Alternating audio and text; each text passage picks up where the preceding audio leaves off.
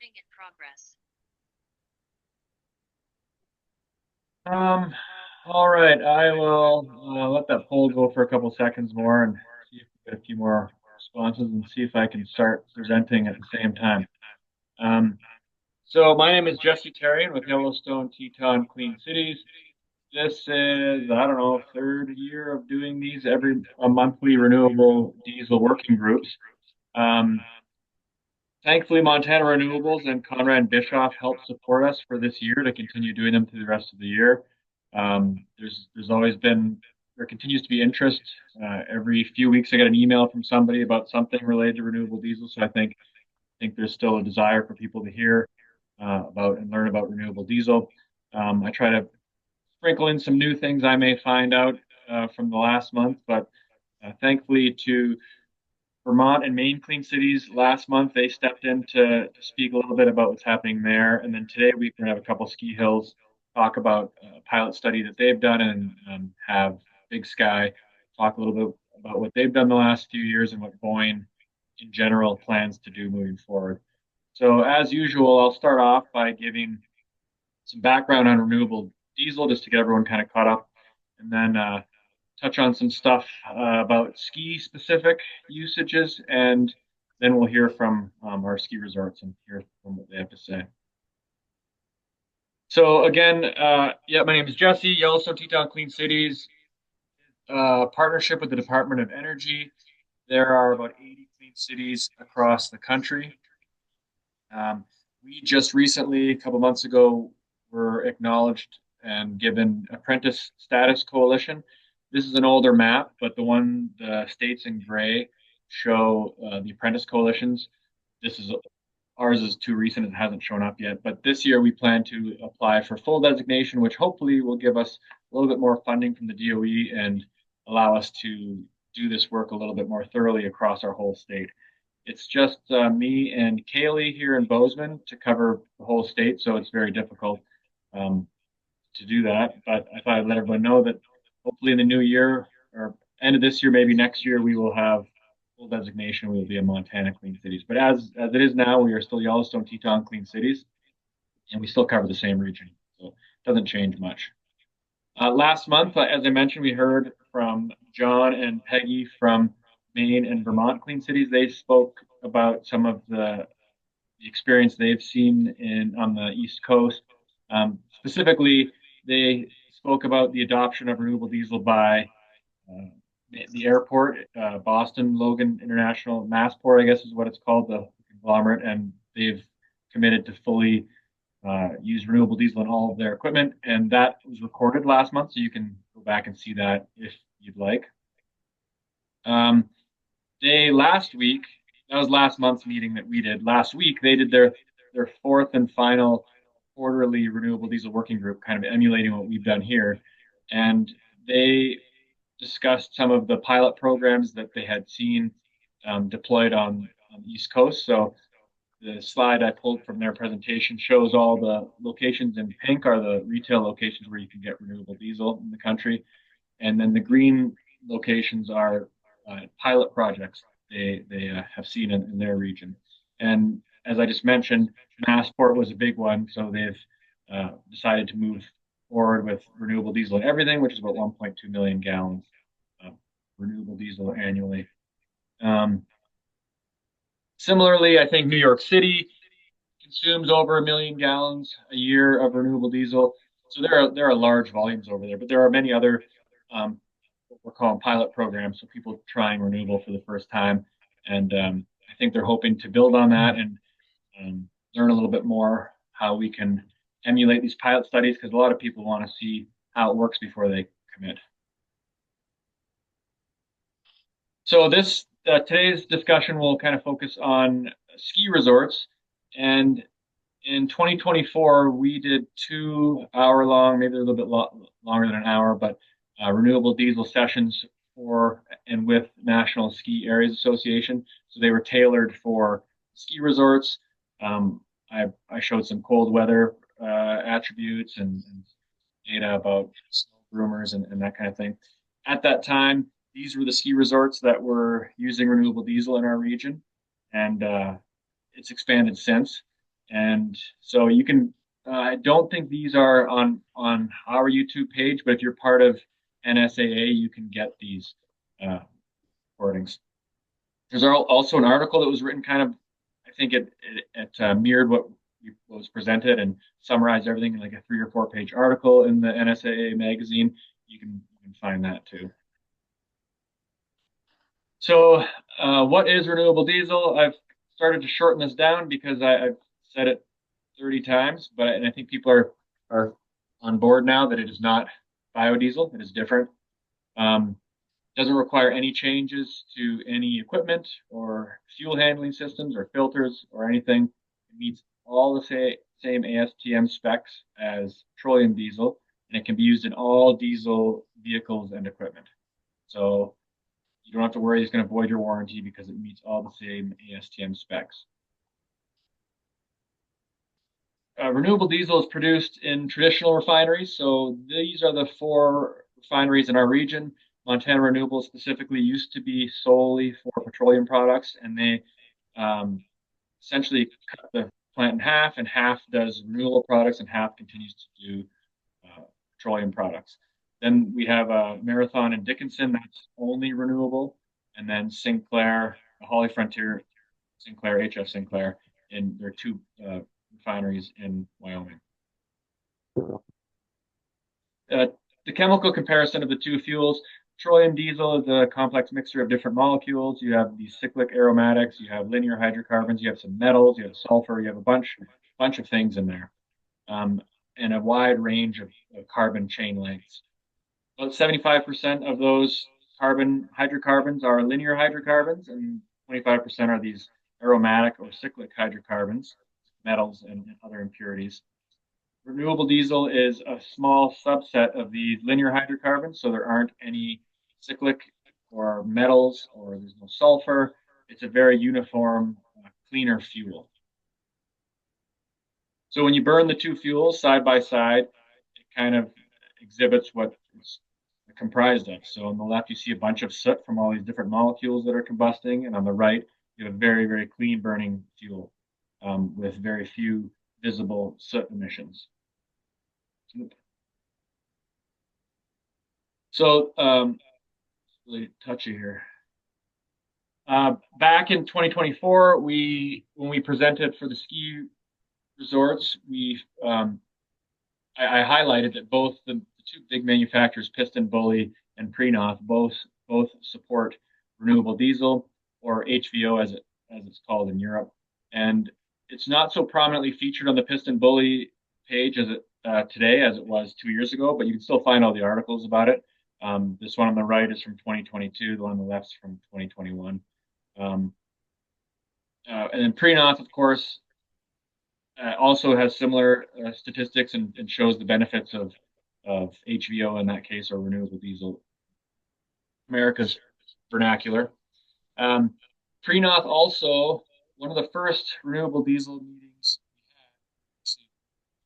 we had, she kind of spearheaded it. We had Prenoth from Europe present for us specifically about their vehicles, and um, there were some cool things. And these are a few slides from there. And this one is recorded on our YouTube channel if you wanted to go see it. But um, they have bunch of different renewable fuels, but we were talking about hydrotreated vegetable oil or renewable diesel in this case. So yeah, it was June 2023 when we did this call. Andreas here was discussing the benefits from emissions, how it reduces CO2, reduces soot, reduces NOx, reduces CO. Uh, there's no smell. There's no smell to the fuel, and they went on to describe this ski star conglomeration of 5 or 6 ski resorts over there that had been using it since 2016, and they slowly implemented it and ramped up over 4 or 5 years. And this was kind of interesting what they had seen. So on the far left of this bar graph, 2016, 2017, the red bar is the volume of renewable diesel being used, and the gray is the volume of petroleum diesel. And then that darker red maroon color is the CO2 emissions. So each year they slowly increase their volume of renewable while decreasing the volume of petroleum. You can see over the years by 2022, 2023, their CO2 had decreased significantly, and their petroleum diesel consumption was almost also zero. Um, so these are things they were measuring at these six ski resorts. So just to show that there are measurable benefits. If it works in Norway, Sweden, I think it can work in our region too. So I didn't confirm, check that that Mike was here. Are you here, Mike? Do you want to jump in and tell us what you guys have been doing down in Colorado? Yeah. Yeah, I think I got myself stuck in the waiting room, but I'm here now. So, let's see here. So I can Yeah, I can kind of preface this by saying Mike had been in touch with me, I think, over the last year or so, asking some questions, and decided to do a little test themselves. And he called me a few weeks ago, and I asked if he would just tell us. It was a smaller pilot study, but everybody's got to start somewhere, and I thought it'd be interesting for us to hear what, if any, problems they had, how they did it, what the plans are moving forward. And then after Mike talks, we have Amy Fonte with Big Sky. They've been doing this for a few years, so I asked if she would tell us how it's going for them, and then she'll also fill in for the other Boyne resorts. So apparently, they're at 4 out of their 10 that are now using renewable, and Amy will sit on that after Mike's done. So yeah, go ahead, Mike. sweet. Yeah, thanks, Jesse, and thanks everybody. Thanks, Amy and the Big Sky and other Boyne crew. You know, we did, as Jesse just said, a very small pilot study this fall, early winter. These folks up there, many of you all have been using this fuel for far longer than us, so you know all of what I'll probably say. But as Jesse said, we got to start somewhere. One of the main issues down here in Colorado is it's very difficult to get the fuel to us, as a number of these calls have gone over in the past. So much of the fuel that may or may not be produced right in our backyards, in your neck of the woods up there, or in Wyoming, closer to us, it's all going via pipeline to California and to the Pacific Northwest. So, in addition to just putting the fuel through our machines, we were trying to blaze a trail to actually finding the fuel. And Jesse, if you're still listening, not urgent, but let me share my screen. I just have a few Yep. pretty lo-fi photos that I can share. Um, let's see if I'm doing this right. You guys see my kind of like black. Yep, we can see it. Um, So you also, Jesse, up there inspired me to create my own a renewable diesel working group spinoff here in Colorado. Because again, so much of what we need to do is get more people on board to grow the demand, to bring price down, blah, blah, blah. So this is just straight from that, which we had one this morning where myself and my pals at Steamboat updated everybody on our test. But for anybody in the Colorado or more Southern Rockies region, um, look me up after this and we'll get you in on our calls too. And we can all have so many renewable diesel calls that we're not sure which one we're joining, which is a good place to be. But this is where we've been up to at the Basin. So yeah, we got us and Steamboat together, got a hold of our new fuel provider, which is Reinhardt Fuels. They're a subsidiary of Parkland, but we really wanted to test a small amount of this fuel and test the waters with Reinhardt about delivering it to us. Um, it started last spring, actually, probably around now. We also applied for a National Ski Areas Association grant that we were awarded that helped us cover the cost of the premium. So, as you guys in the ski world know, those are relatively small cash grants, but in our mind for this project, that was really helpful in just literally paying the dollar premium that us and Steamboat together paid for the what turned out to be about 3,000 gallons of fuel. You can see on my slide there, we only took about 300. We are quite a small grooming fleet, surprisingly, for the size of our ski area. We're just a pretty small operation, actually. And because of some hiccups we experienced getting the fuel delivered, We didn't have it show up to the ski area until the very end of last summer. And we had ordered R99, R100. Um, and as you all know, the main thing that we were worried about, and our maintenance folks and our operators are worried about, is gelling. So the whole point of this test in our mind and at Steamboat was to get some fuel, to use it in as much equipment as we could during the part of the year when it frankly just wasn't cold and we wouldn't have those um, really imminent worries about gelling, especially when you've got a ski area to open like 6 hours from when it might gel the next morning. So it got delayed. So we shaved ours down to 300 gallons. Steamboat ordered 3,000. Um, but over the fall and the very beginning of our winter, we used all that fuel in two skid steers, two loaders, a number of snowcats. Um, we had no reported issues during that time. We open in mid-October, late October, early November. I think opening day was maybe November 1st this year for us. But this fuel was in the cats as we pushed out that early season strip of man-made snowmaking snow to get open. A lot of uphill dozing, all of the kind of fairly difficult use cases that our snowcats are put through, at least early season. And again, no issues, no gelling, no weird maintenance red flags, nothing like that. In the call we were on earlier, the Steamboat folks summed it up pretty well that basically no one that I specifically talked to knew that we had different fuel in the machines.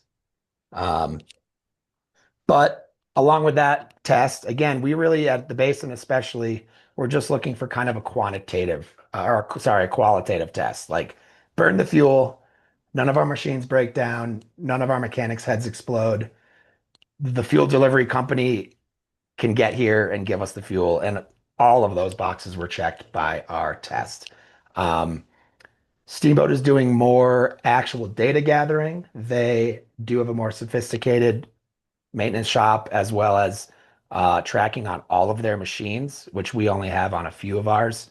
So they're hopefully going to get some real numbers around, you know, alleged savings on DEF usage, less or less frequent DPF cycles on their machines, um, just straight up fuel efficiency.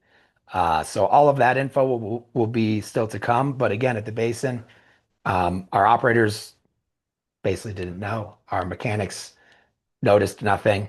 And then we continue with, like you can see with these photos on the screen, to just watch the fuel outdoors in various blends as we go through our normal course of winter ups and downs as far as temperature goes. So, I've mixed 5 renewable blends there, and then I have a 6 jar, which is just petroleum diesel in this Tupperware container down by our fuel pumps. It's variously, although this year not so much, buried and unburied in snow. Um, and I've just been sort of casually, anytime it's cold, checking it out, taking photos, making notes. On the left there, that's our Mountain Ops Director, Louis, but that is R99, pretty much frozen daiquiri mix. And that was in an indoor F&B freezer that was at about -5 to -10 degrees. And that froze fairly solid. Again, R99, no additives. In the middle, I have an R5 and just our petroleum diesel, summertime blend with no additives. Neither of those froze solid. The picture is hard to see, but we just on the bottom of that jar had like the beginnings of the feathering when it clouds up. But that just showed that both petroleum diesel and a super low blend like an R5 more or less perform exactly the same. And then far right, I believe that was from early January. We had had a bunch of cold days in a row. This was kind of the first warm day, although you can see it was only 10 degrees when I took this photo. And it's R99 on the right and R roughly 50 on the left. And you can see, R99 is slushy. Probably wouldn't want to burn that fuel. But the R50 blend, again, with no additives, after a cold snap and with a warm temperature of 10 degrees. Um, it's hard to see, but there's some teeny little bit of feathering in the very bottom. Otherwise, that is basically good fuel still. Um, so that's what we're doing. We're just, again, making observations of all of these sample jars. Steamboat's doing the same in addition to their real numbers that they've been compiling. Um, but for us at the Basin, I threw this on my slide earlier from the presentation this morning, but still taking the fairly casual approach at the Basin, but we in May typically order one last big diesel order. We are still open for skiing through May most years. Again, who knows this year? But our plan this year is for that order to be about half. So normally we're ordering about 3,000 gallons. I'm hoping to order about 1,500 gallons of 100% renewable diesel to sort of just splash mix in our big tank with whatever petro is left in there and whatever other petro diesel orders we get between the end of this season and the beginning of next, and essentially use what I'm envisioning a 30 to 50% blend all summer, all fall, the very beginning of next ski season.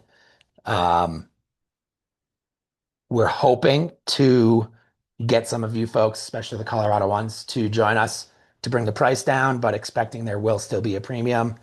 I'm going to try to budget for that small addition in the sustainability budget here rather than stick that with our fuel purchasers who definitely have not budgeted for that yet.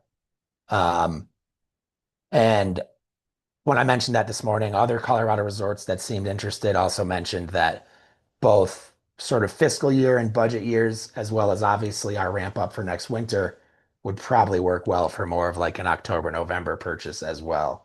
So again, we are working with Reinhardt, which is our fuel provider, to try to just figure out how to create a bulk group buy amongst us resorts and local municipalities here in Summit County, Colorado, for the spring, for the warmer months when people aren't as scared about gelling, et cetera, et cetera. So that's all I've got to present.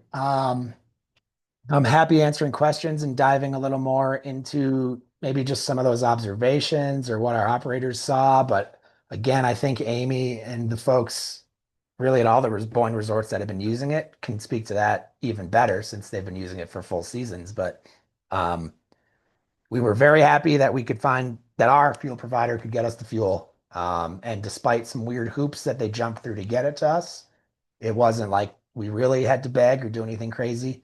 Um, and then, yeah, our operators and our mechanics did not bat an eye. So we are going to forge ahead. Right, maybe we'll hear from Amy. Give us a quick recap of what you guys are doing, then we can answer some questions. Yeah, happy to give the overview of Boyne Resorts. Tom couldn't join today, but we are using it at 4 out of 10 of our Boyne Resorts currently. We started off with Cypress Mountain in Canada. They started with like an R30 blend way back when in 2023, 2022, 2023. They've since have been solidly using an R100 without any problems. Sometimes hiccups in like supply of getting it, but pretty consistently using R100 at Cypress Mountain. We've been using a blend, different blends for Big Sky. In the summer, we've been R50. At one point, we used R75. Initially, we used R99, but we feel more comfortable at the R50 and R75 in the summer, post a little bit of gelling up in our initial use of it back in October of 23. We had a little bit of cold and didn't have as good of a fuel as that we wanted. So R50 has been very comfortable for us in the summer. But we use R20 in the winter. And again, I think we could probably scale that up. Natasha is going to work with the team to kind of push us a little bit more. I think R20 is very conservative. We have had no problems whatsoever with it in the winter. And so that's been consistently going through with Parkland as our provider. And then Summit at Snoqualmie in Washington was using Nestea. They had a hiccup in their ability to get R99. I think Nestea stopped producing it for them, or there's some tariff conversations I think that slowed the production there. But they were able to find R99 from a different supplier. I think they're using Phillips 66 now. And so they've been using R99 this season, um, without any complaints, I think just because of our terribly warm temperatures that we've been having. So they are just keeping an eye on that. They might scale it down if they do get bigger cold snaps, but they've been comfortable with R99. And then most recently, we've gotten it at Brighton, in Utah. So Brighton Resort is using an R50. We had a cold snap here recently that they used an R30 for, and then we'll just scale back to an R50, and they've been pretty comfortable with that. They actually had to switch their fuel provider in order to get the renewable diesel. Their previous fuel provider kept trying to convince them that it wasn't renewable, like it was more like biodiesel conversation. I think they got looped in that. Like they were trying to convince them that it's not reliable, don't use it, et cetera, et cetera. And they, Brighton was really determined. They're like, no, we know this is going to work. We want renewable diesel, and we know it's coming to Utah because there was a local mine that was using it for a while. And so they did switch providers and have had, you know, a great start to their relationship with their new provider. And they've had good supply. So all across the West in our resorts, we've been using it. And then in the Northeast, we're very involved with the conversations Jesse mentioned earlier, with the Teton, not Teton, the Clean Cities groups out there, Maine and Vermont. Definitely interested in using it at some of our Northeastern resorts when the supply is available. So we're just keeping our finger on the pulse of that situation and advocating to use it. Um, Not even as a pilot, we just want to use it, but we want to make sure we have consistent supply, and can use it at some of our resorts that can afford it, to Mike's point that it is a little bit more pricey. So that's what we've been doing, but happy to answer any questions. And then Natasha can answer questions too about Big Sky. She's the new sustainability specialist for Big Sky specifically. Thanks, Amy. I'll ask if there are any other, I know there are other ski resorts here. Are there any others that have used renewable or are thinking about it? We can maybe start with you guys telling us what your plans are there, if there are anybody or if there is anybody. Hey Jesse, this is Matt Wire, Ski Valley. Can you guys hear me? Yeah. Yeah, we've been using we did a pilot in 23. Um, we've been using between R99 and R50 for the last couple of years. In 2025, I think we burned about 33,000 gallons of renewable. And do you have, did you, what did you conclude? Fuel works and it's more expensive and that's it? Well, yeah, it works great. Just like Mike said, um, the operators have no idea that they're running renewable. So we have had some issues with gelling when our blend isn't just right though. What, do you know, can you remember what blend that was? Was it really high? I'm trying to think. Earlier this year, we were running like an R75, but it was with a really high cloud point fuel that we got from the the Martinez refinery in California. I want to say that starting cloud point was like 23, and we went into the winter with that in the tanks, and we had some gelling issues then. So, I mean, you could blame it on both the summer petroleum Right. fraction. Yeah. Yeah. Right now we're running, we just got a load. We're using Diesel Direct out of California, and they're giving us, I think it's a 5 degree cloud point R99 that we're blending in with number one with Caro. And I think right now we're blended, it's like 75-25. Anybody else renewable? Yeah, I can jump in here. Everybody, Ryan Grote, Vail Resorts. We have been piloting an R30 blend on the Blackcomb side of Whistler Blackcomb Mountain all season, and kind of running, Mike, a similar pilot with the different blends kind of up at the Alpine shop. It hasn't been super cold at Whistler this year, so we haven't really seen the kind of low side of that. But the R30 blend up on the mountain has been super successful. I think kind of similar story to everyone here. I don't know that the operators are even aware that they're using it, but we haven't had any issues They're so far right now kind of working with the fleet team to pull together some of that, some of as much data as we can, looking at kind of the maintenance side of things as well. And pulling up some different snowsat data and seeing how we can kind of splice and dice things to help tell the story to support the work everyone's doing here. But kind of future plans, everything is working right now. So working with their fuel supplier up there to make sure we've got enough supply. So when we switch over in the summertime, we can run uh, at 99 or 100% blend, and then look at how we can expand for next winter. Thanks, Ryan. Do you know where your renewable is coming from? It's Petro Canada. Because I know a big chunk of what we produce here in Montana, well, not a big chunk, a chunk of it goes to Canada. Um, I just don't know if it goes all the way up there. I know they've sent some of their SAF here, sustainable aviation fuel, up to Calgary. But Petro Canada, yeah, I'm gonna investigate. Yeah, we'd love to work with you on it as we keep diving more into it. Anybody else? Hey, Jesse, can I throw two bits in here?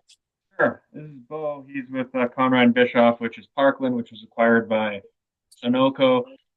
So it's sort of in a confusing nomenclature time, but Bo's been awesome at supplying renewable around Idaho, Montana, and Wyoming. Gotcha. Yeah, one thing I think that's kind of important to remember is R99 or renewable has all sorts of different levels to which it's refined, just like number two petroleum diesel does. So the gentleman from California, had a positive 23 or 23-degree cloud point on a number two. I've got number two sitting in Boise currently that's negative 39 before it clouds.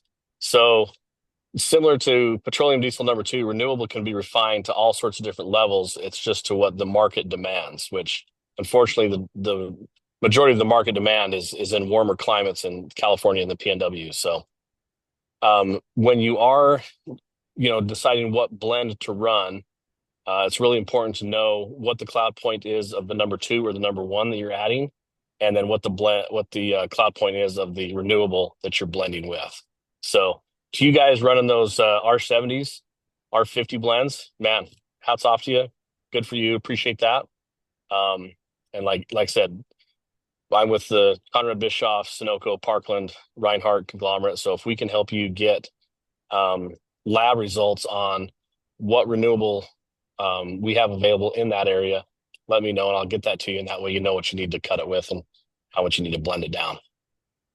And that's something we've been doing at Big Sky with Parkland. Shauna, our rep, has been sharing us spec sheets every season. So it's just good to know what our renewable diesel cloud points are before we make decisions going into the summer versus winter. So it's been really helpful for Parkland to get with us. I think gives all of our team peace of mind. Um, Posts are like slight mishap at the very beginning. We're just like being very cautious moving forward, and it's been nice to know that. Yeah, she's fantastic. Yeah, so both petroleum and renewable can have different cloud points, and so you just have to know what both of them are. I've seen some renewable with a cloud point of 43 Fahrenheit, so that doesn't work good in the winter. And if you're caught off guard or you blend it with a high gelling petroleum, you're going to have a terrible product in the winter. But if you put it with the stuff Bo says he has, it's the negative 30s for number two. I mean, you can run a much higher blend of renewables with that kind of number two. So yeah, I guess we can open it up to questions. Anybody have any specific questions, or you can ask these people who have used it, or I can maybe help you with some technical stuff. I also use it, but he wants to trust me as much as the people who are on this side of the ski hill.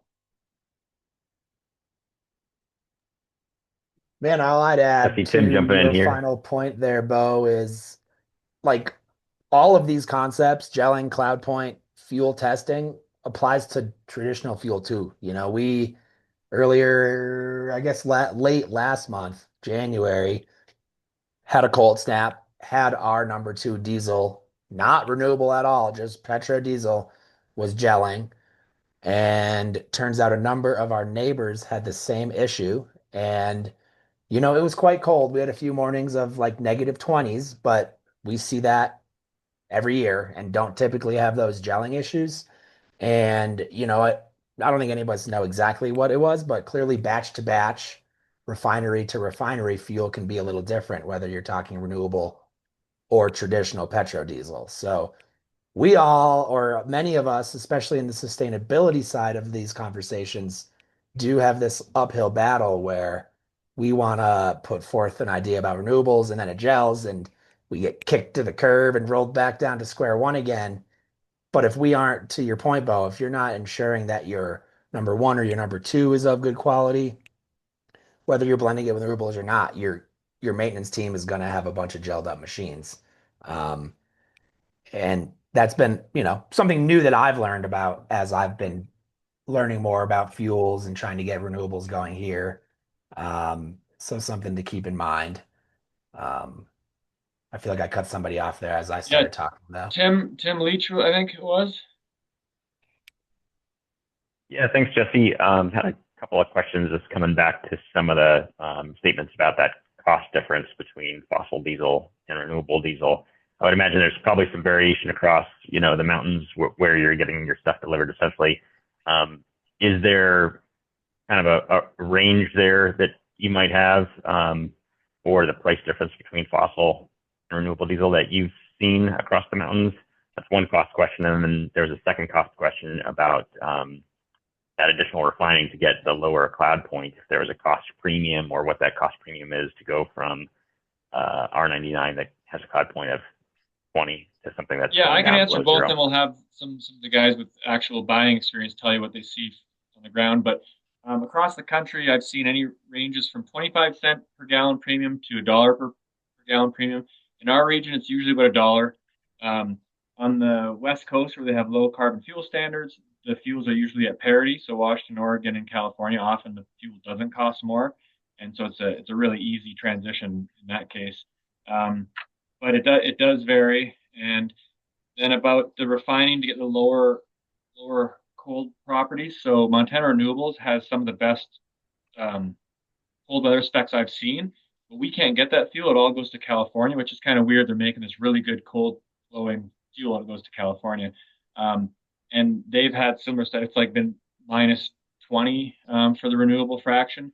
And so they can get it down to minus 40 if they want, I've been told. What it does is it reduces the yield. So they get less of the fuel. So they lose a little bit. It affects the yield. So they don't really want to do that if they don't have to. Also, here in Montana, they do sustainable aviation fuel and renewable diesel, and they're sort of a similar product. And if you want to make more SAF, you're going to make less renewable. So there's that interplay here at our refinery. But do the ski hill people want to mention what they're paying premium wise? Yeah, I'll give you the just kind of overview of our various resorts. Big Sky, Montana, we have like that $1 for our 99 premium. Washington, it is like cost parity. I think it's pretty much the same as petroleum diesel. Cyprus in Canada, I think is actually slightly less than our petroleum, barely. So that's actually, again, kind of a parity situation. And Brighton, I believe, is a slight premium as well, closer to Mon what we're seeing in Montana. Yeah, We for should go and us, fill up in Cyprus is what I just heard. yeah. At A Basin and Steamboat, when we bought our batch last fall, it came out at about $1.05 extra. Um, we were told that if we had upped our order to 7,200 gallons, it would have perhaps hit probably a pretty minor, but the next sort of price break. Um, and then actually looking into the costs of that fuel and even of just traditional fuel when we get our fuel pricing sheets from these providers, a lot of that for us was transportation because it was a one-off order that left either the Sinclair or Cheyenne refinery in Wyoming, went via pipeline to Salt Lake on its way to that mine that Amy's talking about, got put on a truck in Salt Lake, made its way back to Grand Junction, Colorado, where it was put onto a different truck and then made its way to us. So all of that still encapsulated about $1 premium, which again is why either if we get to more volume or show the providers that there's a lot of demand in Colorado so that they can upgrade their infrastructure. Bo knows it better, but I can't remember if it's rail to truck or pipeline to rail, but essentially they've got all of the sweet stuff that helps it go west, not so much that helps it come south to the Front Range, Denver area. Um, but anyway, similar And prices, a dollar. I was like the other question I think that you had was about like premium cold flow pricing. Um, we just pretty much at every resort have like the one option. So I mean, we haven't been nobody's offered us the opportunity to pay slightly more for the better cold flow properties. Washington, we had Nestle's product was far better than what we were getting in Montana. That's why we've been using R99 at Summit the entire time. Um, but that's just like what's available to them versus like what's available to us. So I think we would maybe consider that kind of if there's like an additional price premium, but we haven't had that option for any of our suppliers. Most of our suppliers are like, this is the renewable diesel we can get you. And then again, it's sort of obvious, but if a dollar premium is too much, then you do R50, and then it's a 50-cent premium. You can only afford a 5-cent premium, then do R5. You can always do something. Um, Steve Held has a question. He always does. Amy, you can't ever say that anybody does anything better than Montana. So a few things, and so there are different questions and observations. So to Mike first, both my daughter and the other lead plaintiff in the Montana lawsuits going to Colorado College. My daughter already did, and the current Lighthizer student is now. So they may be able to be some help to you. I don't know if you wanted to reach out in that way. Send them my way, please. Yeah. I thought you might. And she's going in, my daughter's going into glaciology. And so, sorry, but they kind of look down on snow people if they're glacier people. But that said, these results seem to be a little marginal still. And this might be a Jesse thing. I don't know. But is there a possibility of doing a test on, say, Antarctica or another place like that? And also, are there tests being done on farms that would be the equivalent of what these guys are doing that are pretty regulated? You guys are pretty aware on the ski resorts, just to make it a little more, um, you know, empathetic with the majority of people, rather than ski resorts, try to get to that level. So looking for farm tests, and if we're anywhere near being able to take them to Antarctica and do tests in that environment. And then the other thing that I was kind of wondering about, if we're sending renewable diesel out to the West Coast, can they send us water back? And I'm actually serious about that, because there are now becoming some issues, for example, with cloud seeding in Idaho of the ski resorts, because we're talking to a bunch of ski people right now, ski resorts taking our upstream water that would be coming to Montana. And so those could be some battles in the future. So I'm just thinking about ways that we might start offsetting that by, for example, swapping and getting some water from desalinated ocean water or something like that. So that was a number of different questions, and go ahead and field as you wish. Sure, I I will have. say, Oh, oh, I was just gonna. I'll talk to the -40 or the really really cold tests that there have been, and I'll look them up again. I remember seeing them years ago because, like I said, they can make it go down to -50. It just doesn't make sense financially, but yes, they can do it. And I'll try and find the study where they were doing it. Um, and then pilot study, I like that. We should get like Montana farm renewable diesels pilot like group, sort of similar with the ski resort. We just need them to show some desire and have some people willing to take the first step. And Shauna with Story Distributing, which is Parkland here, she has provided a 1,000-gallon bulk tank to a friend of mine who wanted to try it for a year. So if there's some way we could do something like that, you can get bulk tanks. I think a lot of farmers have bulk tanks, but yeah, something we could talk about. Go ahead, Amy. You were going to address something. yeah, I was just gonna, I mean, Yellowstone-Teton Clean Cities and Jesse was so instrumental in Big Sky's switch to renewable diesel. And when we made our big PR announcement that we were doing it, the New York City Fleet Department reached out. So as far as your point, like average people, like that's New York City has been like on this track for a while. They were so excited when they heard that it was like cold weather enough for the mountains. They're like, oh, we're about to switch all of our stuff to this. So it is kind of like entering that complex world, but I think that's like the cool work Queen Cities has been doing in the Northeast. To Jesse's kind of update earlier, like airports and um, there's a lot of other buyers in the Northeast conversation right now, not just ski resorts. But I think the ski industry has kind of taken it because like we're all just very collaborative. But Jesse has helped us along the way, and there has been interest in like cities and stuff like that as well. Thanks. Yeah, farms is something I've been trying to do, and for a long time, I think it's important for Montana to focus on that. But it's interesting. Like New York has switched everything to renewable. That's just what everything's renewable now. And it's million. I think it's 1 point something million. No, it's over a million a month is what they're consuming in New York City's fleet. So it does work. I should be able to help you with that, Jesse, with the farm organizations. I'm on the boards with a few of those groups, and there's been a little clashy stuff up in Great Falls. I think there's some other Great Falls people on the call right now, but I think we can get past some of that, get some testing done. If you set out some parameters of what you'd like to see done, I'll bet we can figure something out. That would be exciting, I think, for us too. We've been talking about driving demand in Montana so we can have more Montana fuel stay in Montana. So if there's a lot of farm push to coincide with our winter use on ski resorts, etc., then maybe we could get that demand so our fuel stays here. Hi, Alex from Vermont, and just wondering, I don't understand exactly, I don't think I can help, but maybe I can. What is the purpose of having renewable diesel, piloted on farms? Why is that a thing? Like, what's the point? A lot of fleets are hesitant to try this fuel. They've been doing it for almost 20 years in Finland. Like it's not new. Same with EVs. This is not new, but for Montana, it's kind of new to Montana. And so people are hesitant. And so oftentimes what we've seen is fleets want to see a similar fleet try, or they want to try it themselves in one vehicle to make sure it doesn't blow everything up. I can tell them firsthand it won't, but people often like to try it themselves. So that's the idea of the pilot study. So are you saying, sorry, I'm still on audio. I mean, I appreciate that. And I'm thinking about how would I do that here? Is it because farmers are trusted messengers, or is it because that is a use case that is challenging enough to be interesting?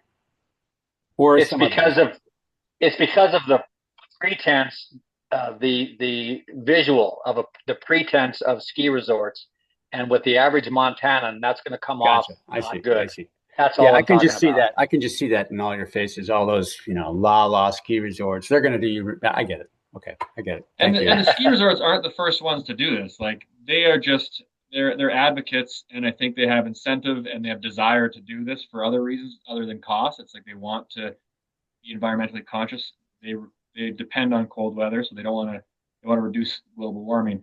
Farmers maybe don't have that directive from anybody. They're farmers. They have to look at the bottom dollar. The cost of the fuel is one of the most important things for them, and so it's a different approach. But renewable diesel is a better fuel no matter what, for environmental reasons, for performance issues, for energy security issues in Montana. It's a premium fuel for all of those reasons. So you just have to approach it differently.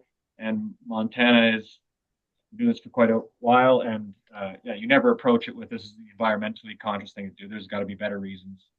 And I think back to like one of our initial conversations, or one of the very initial videos, Jesse, was the Stillwater mine doing it. That actually influenced us to try it, because I mean they have no environmental wasn't part of the rationale for them, so it's just a good fuel.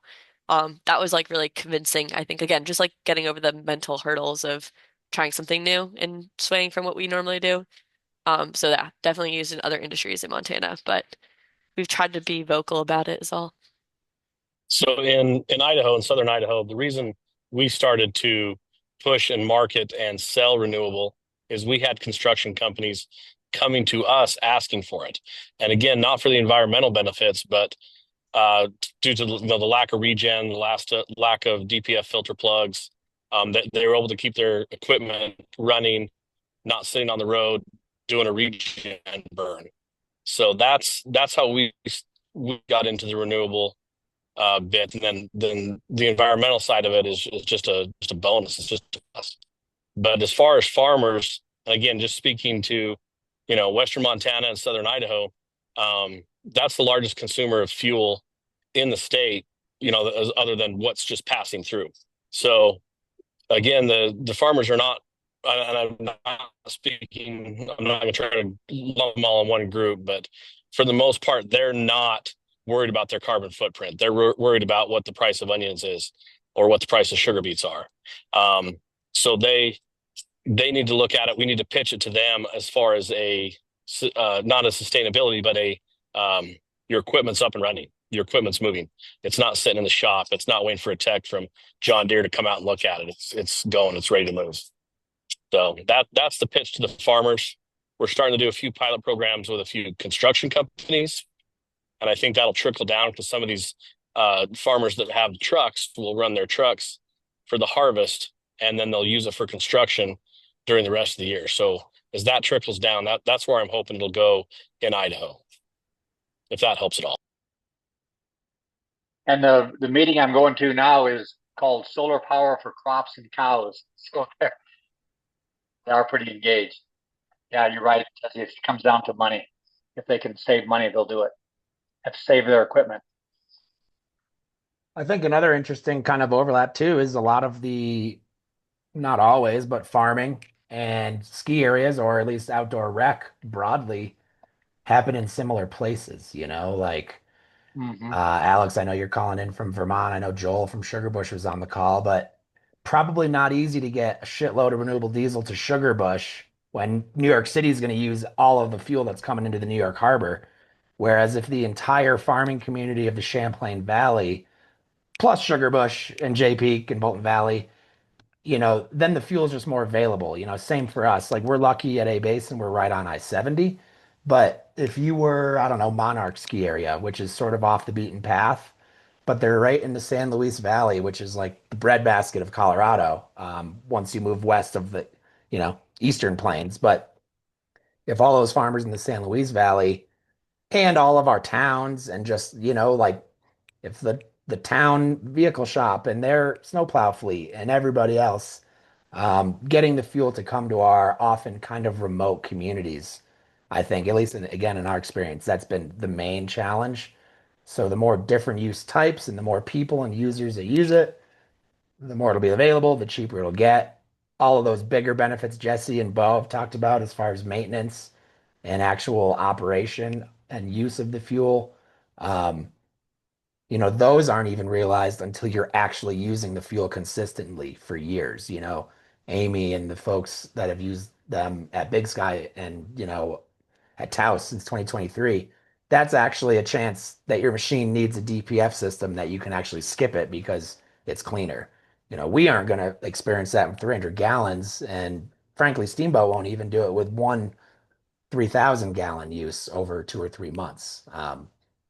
So anyway, I think adding these other sort of either local or related industries to this sort of broader adoption is going to be pretty key. Yeah, that was one thing we pushed for years ago is trying to have a retail location because not everybody has a bulk tank. Some people have one truck and they fill it up at the gas station. We have a Livingston, Montana next to here in Bozeman. Their fire department fills up at the retail station and they want to use it, but they can't because they don't have a bulk tank. So if you can convince a fueling station to offer it, that gives everybody an opportunity to try it, and then maybe they can commit or they can demand more. And I'll pass this to everybody. One effective way I've found is some gas stations that have a number one diesel tank all winter, kerosene all winter. In the summer, that tank sits dormant, does nothing, makes no money. If it's sitting there empty, you can approach them and say, "Why don't you put this other valuable fuel in there, and you can generate revenue from this tank that's just sitting there not being used." And so it's a way that they don't have to dedicate a tank; they can just do it seasonally if they want.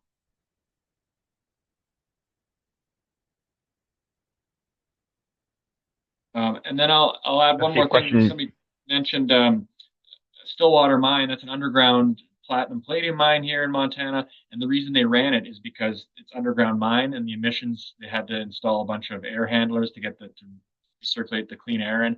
And by simply using bio initially and then renewable after, they didn't have to install these multi-million-dollar ventilation systems. That's why they were running the fuel underground.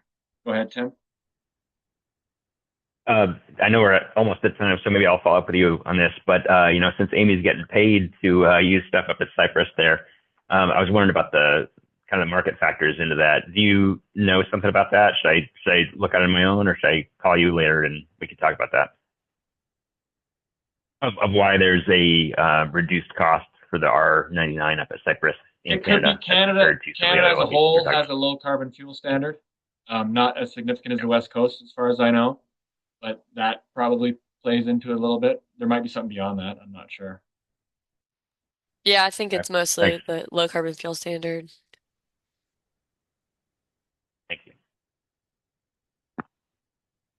All right, guys, we'll wrap it up. Thank you for everybody for showing up.